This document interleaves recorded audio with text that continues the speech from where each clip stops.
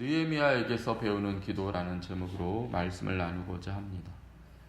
우리가 읽은 느헤미야의 이야기는 이스라엘 백성이 바벨론 제국의 포로에 의하여 끌려간 지 143년이 지난 뒤에 시작된 이야기입니다.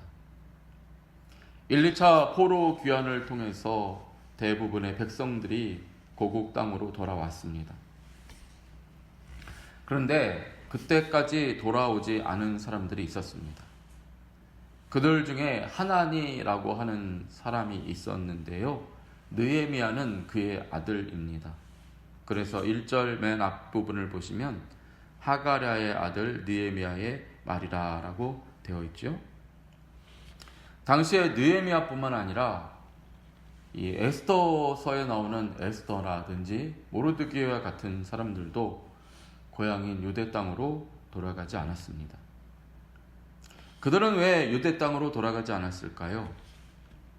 바벨론 땅에서 살기는 했지만은 기득권층이었기 때문입니다. 느헤미야는 왕궁의 관리였습니다. 모르드게도 왕궁문을 지키는 관리였습니다. 모르드게의 조카인 에스더는 심지어 바벨론 왕국의 왕비였습니다. 그들이 고국으로 돌아가지 않은 이유는 이처럼 이방 땅에 살기는 했지만은 세상에서 누릴 수 있는 것들이 많았기 때문인지도 모릅니다. 그 기득권은 우리 믿음의 상태에 따라서 독이 될 수도 있고 하나님의 영광을 이루는 도구도 될 수 있습니다. 결국 예수를 믿는 우리가 돌아가야 할 곳은 하늘나라입니다. 그런데 믿음이 약하면 이 세상에서 누리는 기득권이 많을수록 우리는 하나님 나라를 등한시하게 되어 있습니다. 그때에는 우리가 세상에서 소유한 물질과 권세가 독이 됩니다. 아무리 대단한 것을 소유한다고 할지라도 하늘나라에서 우리가 얻을 수 있는 것과 비교할 수가 없습니다. 그런데도 어리석고 믿음이 약한 사람은 세상 것 붙잡는 동안에 하늘나라를 붙잡지 못하는 것입니다.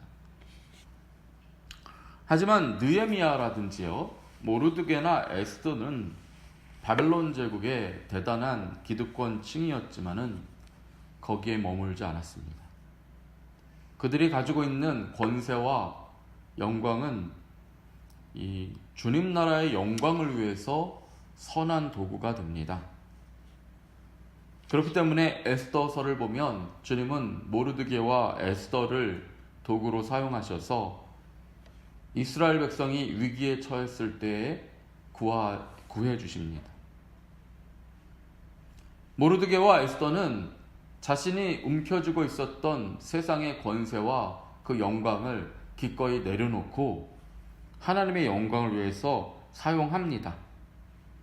오늘 본문에 나오는 느헤미야도 그렇습니다. 그는 왕궁에 있어서 누구보다도 편안하게 염려 없이 살고 노후를 지낼 수 있었지만은 무너진 예루살렘 성을 복구하는 일에 자원하여서 모진 고생을 하게 됩니다. 그 일을 통해서 이스라엘 백성들은 성벽을 건설하게 되고 하나님 믿는 백성의 자긍심을 회복하게 되지요. 저는 우리가 이 세상에서 많은 것을 누리고 또 높은 지위를 얻고 사람들이 복받았네 하는 그런 삶을 살게 되었으면 좋겠습니다. 성도 여러분이 그렇게 많은 것을 누리고 다스릴 수 있고 또 평안한 노후를 보낼 수 있는 넉넉함이 있었으면 정말 좋겠습니다. 하지만 더 간절히 원하는 것은 그렇게 받은 복을 붙잡느라 천국을 놓치는 일이 없기를 바라고 하나님께서 주신 그 좋은 것들을 선한 도구로 사용해서 하나님의 영광을 이룰 수 있는 그런 사람이 되기를 더 바랍니다. 느헤미야라든지 에스더라든지 모르드게는 그렇게 함으로써 세상 나라의 졸개가 되지 않고 하나님 나라 백성의 영원한 모델이 되었습니다. 바벨론 제국의 포로였다가 1, 2차 귀환을 통해서 고국으로 돌아간 사람들은 그런 면으로 볼 때 신앙이 좋은 것처럼 보이지만은 실제로는 바벨론 제국에서 별 볼 일 없었던 사람이다, 그렇게 볼 수도 있습니다. 물론 1, 2차 포로 귀환 때 정말로 바벨론 제국에서 한 자리를 차지했음에도 믿음을 따라 돌아간 사람들이 있었지요. 그러나 함께 돌아간 사람 중에는 믿음이 아니라 바벨론 제국의 포로로 사느니 맘 편하게 자유인으로 살겠다라고 해서 고국으로 돌아간 사람들이 또 그만큼 많았으리라 봅니다. 하지만 언제나 자유에는 대가가 따릅니다. 맘 편하게 살 수 있다고 해서 삶이 행복해지리라는 보장은 없습니다. 피 흘리기까지 싸워야 하고 수고해야 합니다. 안타깝게도 1, 2차 포로 귀환을 통해서 고국으로 돌아간 사람들은 구원을 받았고 자유를 얻었습니다. 바벨론에서 더 이상 노예나 또는 비참한 삶을 살지 않아도 되었습니다. 그러나 고국으로 돌아갔을 때도 그들은 비참한 삶을 살았습니다. 자유에 따르는 대가를 치르지 않았기 때문입니다. 그래서 140년이 지나도록 그들은 바벨론이 침공해서 무너뜨린 그 성벽 하나도 튼튼하게 보수하지 못하고 여기저기 구멍이 뚫린 그런 상태로 살았습니다. 그렇기 때문에 뚫린 구멍으로 주변에 적들이, 도적대들이, 강도떼들이 들어오면 어김없이 약탈당하고 다 빼앗기고 차라리 바벨론에 있을 때가 더 나은 듯한 그런 삶을 살았습니다. 어떻게 보면 우리도 마찬가지가 아닌가 생각을 합니다. 예수님은 당신의 목숨을 걸고 우리를 구원해 주셨습니다. 그래서 우리는 영적인 자유인입니다. 하지만 그럼에도 불구하고 우리가 세상의 여러 가지 죄악과 욕심에 묶여서 이러지도 못하고 저러지도 못하고 우리 삶에 변화도 없고 놀라운 은혜를 누리지 못하고 있다면 우리 또한 바벨론에서 돌아간 그 포로들과 다름이 없습니다. 140년이 아니라 1400년이 지나도 그런 상태로라면 차라리 바벨론의 포로로 사는 것이 더 나은, 즉 세상의 노예가 되어서 오늘도 이 새벽에 열심히 돈 벌러 다니는 그런 사람들보다 나을 것이 없습니다. 그런 상황이었는데 느헤미야는 어떻습니까? 140년 동안 무너져 있던 성벽을 단 52일 만에 복구합니다. 성벽이 복구되면서 이스라엘 백성들의 예배가 회복되고 삶이 안전해졌습니다. 140년 만에 이스라엘 백성들은 느헤미야를 통해서 자유인다운 삶을 맛볼 수 있게 된 것입니다. 그렇다면 이 놀라운 일은 어디에서 시작된 것일까요? 그것은 기도였습니다. 가장 먼저 느헤미야는 기도하는 사람이었습니다. 그의 기도는 능력의 기도였습니다. 기도가 능력이라는 것을 느헤미야는 삶 가운데서 실제로 보여주었습니다. 대부분의 사람들은 기도하지 않습니다. 그리고 기도하는 사람도 대부분 능력 없는 기도를 합니다. 하지만 느헤미야의 기도는 실제로 이를 이루는 능력으로 나타났습니다. 이스라엘 백성들이 140년 동안 이리 뜯기고 저리 뜯기는 동안에 기도를 안 했을 것 같습니까? 하나님 백성이니 기도를 했겠지요. 하지만 140년 동안 아무런 변화도 없었습니다. 그러나 느헤미야가 기도했을 때는 52일 만에 기적이 일어났습니다. 그러므로 기도는 어떻게 하느냐에 따라서 시간 때우기가 될 수 있고 기적을 낳는 그러한 놀라운 일이 될 수도 있습니다. 오늘 한 가지만 느헤미야가 어떻게 기도했는지를 살펴보고 또 내일도 또 며칠 동안 보도록 하겠습니다. 느헤미야의 기도는 고난에 굴하지 않는 사람을 통해서 드리는 기도가 능력의 기도라는 사실을 알려줍니다.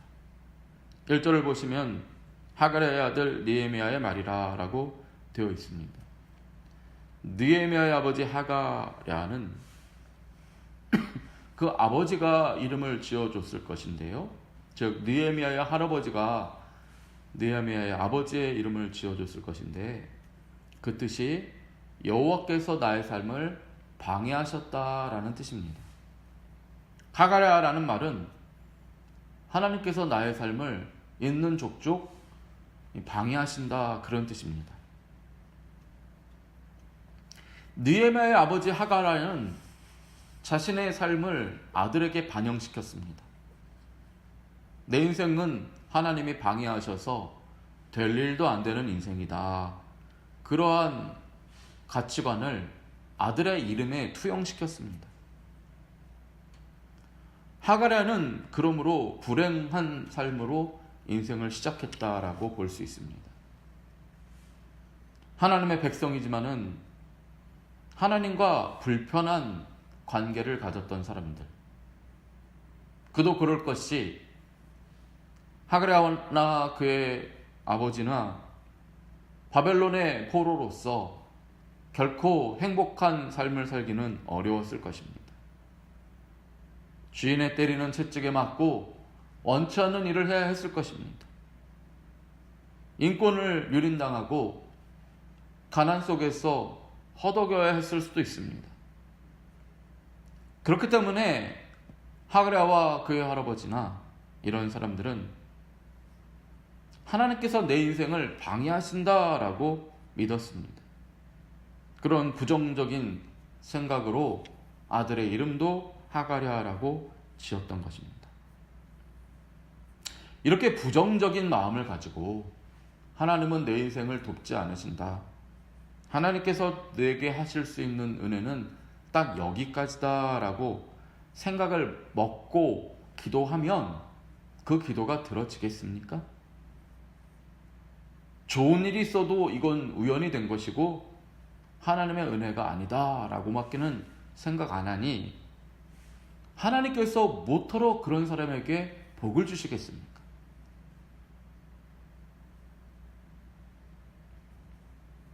기도란 하나님께서 이를 이루신다라는 믿음 가운데에서 드려져야 합니다. 하나님께서 우리 인생을 책임져 주실 뿐만 아니라 내가 알지 못하였던 놀라운 삶을 주시리라 믿는 그 순도 100%의 믿음으로 기도할 때에 주님께서 역사하시는 것입니다.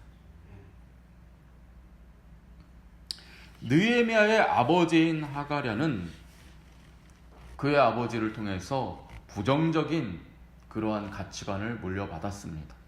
태어날 때부터 하나님은 내 인생의 걸림돌이다 라는 이름으로 불리웠습니다. 그렇게 세뇌받기를 강요당했습니다. 하지만 느헤미야의 아버지는 그러한 부정적인 세계관에서 탈출한 사람입니다. 그 증거가 아들의 이름을 느헤미야라고 지었던 것입니다. 느헤미야는 여호와께서 위로해 주신다라는 뜻입니다. 비록 여호와께서 방해하시는 인생을 주셨다라고 믿던 사람들 가운데에서 살았지만은 느헤미야의 아버지는 그게 아니다라고 믿었습니다. 하나님은 우리의 위로자가 되시고 우리를 도우시는 분이시고 우리의 진정한 주님이시다라고 고백했기 때문에 아들의 이름을 느헤미야라고 지었던 것입니다. 그래서 느헤미야를 보시면 가장 제일 처음 1장 1절의 앞부분에 하가랴의 아들 느헤미야라고 되어 있지 않습니까?